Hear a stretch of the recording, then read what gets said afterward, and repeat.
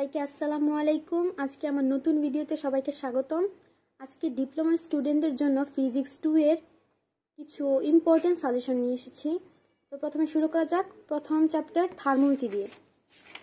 Thermometer থেকে আমরা যা যা পড়ব তা উদাহরণ থেকে সর্বপ্রথম শুরু করতে হবে। তো উদাহরণ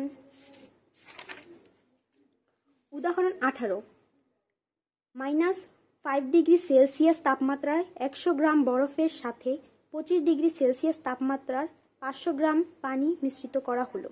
মিশ্রণটির তাপমাত্রা কত হবে এটা। আর উদাহরণ 21 -10 ডিগ্রি সেলসিয়াস তাপমাত্রা 100 গ্রাম বরফকে 100 ডিগ্রি সেলসিয়াস তাপমাত্রার বাষ্পে পরিণত করতে কত তাপের দরকার হবে।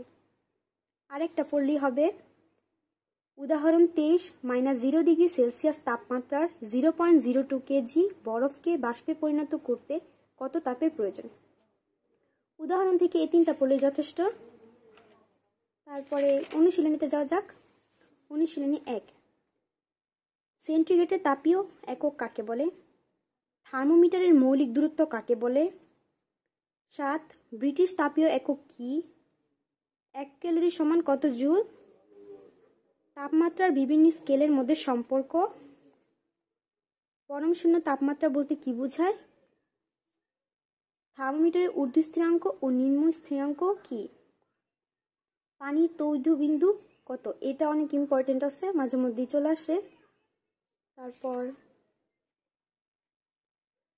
আন্তর্জাতিক পদ্ধতিতে তাপমাত্রার একক কি।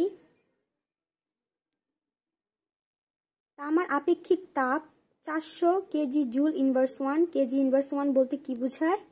পানির আপেক্ষিক তাপ এত বলতে কি বোঝায়। আপেক্ষিক তাপ কাকে বলে।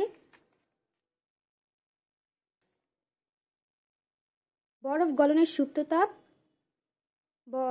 কয় প্রকার ও কি কি। লীন সুপ্ত তাপ, লীন তাপ বা সুপ্ত তাপ দুইটা একই, পড়লেই হবে একটা।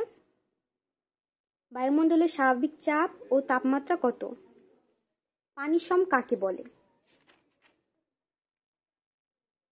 পানির তৈধ বিন্দু কাকে বলে।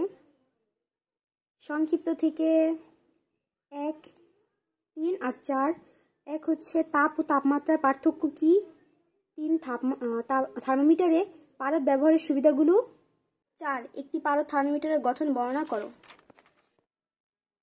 5 তাপমাত্রা বিভিন্ন স্কেলের মধ্যে সম্পর্ক স্থাপন। এটা অনেক।